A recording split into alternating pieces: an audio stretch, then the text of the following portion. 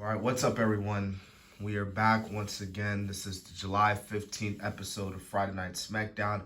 Before I get into the Smackdown review, I have a video coming out on Britt Baker tomorrow entitled Why I Personally Believe Britt is Starting to Become, in my eyes, a little bit overrated. So the Britt Baker overrated video will be out tomorrow. I know it's going to generate a lot of heat, but if you watch the video, maybe I'll bring up some good viewpoints in your eyes, and we'll see. But anyways, like I said, tonight was SmackDown. We're about 15 days away from SummerSlam. Overall, I thought this SmackDown was just meh to me. I wouldn't necessarily say anything really big happened on this show. I mean, we did have the guest referee, but we did kick things off with the returning Pat McAfee. That's right, we haven't seen Pat McAfee since Money in the Bank. He comes out, cuts a promo on bum-ass Corbin, excuse my language, and just talks about he's going to beat Baron Corbin. He talks about the little history they had back on the football team with the Colts. But we're going to fight. He's going to fight him at SummerSlam, and he's going to beat him.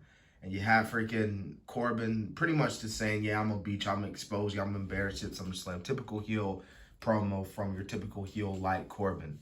But we did have our first match of the night. We had a championship contenders match, which I'm not going to lie, I don't know why they're having a championship contenders match. Like, Liv Morgan's already fighting Ronda. So, like, if Natalya was to beat Liv, was Natalya going to get added into this match? I don't know. But anyways, Liv Morgan and Natalya kicking off the show tonight. I thought this match was pretty good, actually. I know that's going to shock a lot of people, me saying that, but I really thought this was a pretty good matchup, pretty good. I really like how with this, I like the story they kind of played here with Liv trying to overcome the odds with someone, especially like Natalya involved. And Natalya just did a good job, making Liv look good as the champ and just, trying no way to stop her, even though she couldn't. But you know how they do. So we had the new Raid, not the Viking Raiders, but the New Day comes out mocking the Viking Raiders. I thought this was pretty funny segment, man, with their Viking impersonations and their Viking accents.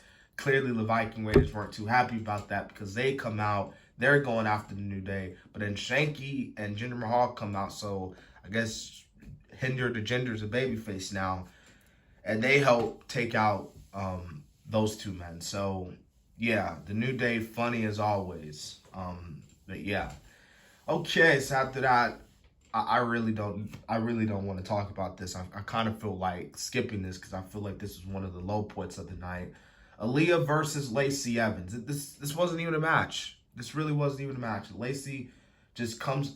She cut the same promo that she cut last week. And poor Aaliyah, you had her standing in there literally with the promotions, and now Lacey coming out there and just cutting the same promo from last week, telling all you people to go to hell, y'all can kiss me on you know what. It's like, I mean, to me it was kind of a waste of time. Like that segment went on for a good like maybe 5-10 minutes. Like, it's like, man, you could have really gave that time more to McIntyre and Holland, and that is the next match. We got McIntyre versus Holland, and I mean, that match was okay. McIntyre got the win there. So looks like they're going to be doing him and Sheamus at SummerSlam, which I have no problem with it whatsoever. Those two should have a really good match if that's announced for the pay-per-view.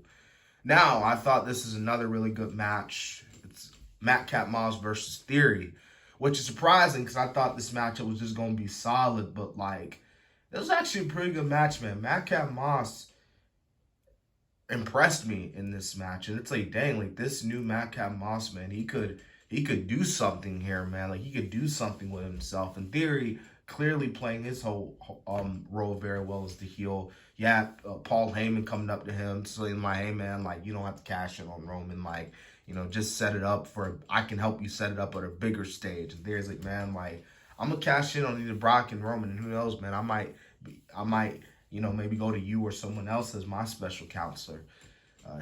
Paul Heyman pretty much said the same thing to Madcap Moss.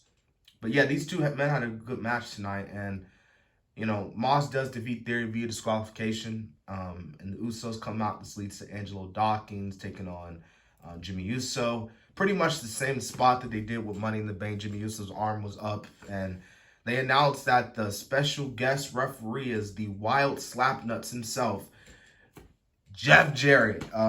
Not gonna lie, was kind of not expecting Jarrett to be the guest referee, but then again, who else are they gonna go with as special guest referee? Yeah, and that was SmackDown. So there's really nothing else I could say. Overall, this was just a mess SmackDown in my opinion. Brock Lesnar will be on the show next week, so that should be good, and maybe him and Roman might actually come face to face, unless they're gonna do that on the Go Home show. But hope you guys enjoyed my SmackDown review. This has been the Kid DC Wrestling. Again, tomorrow I will be doing Britt Baker is overrated video, so be on the lookout for that tomorrow. Anyways, I will see you guys later, and so yeah.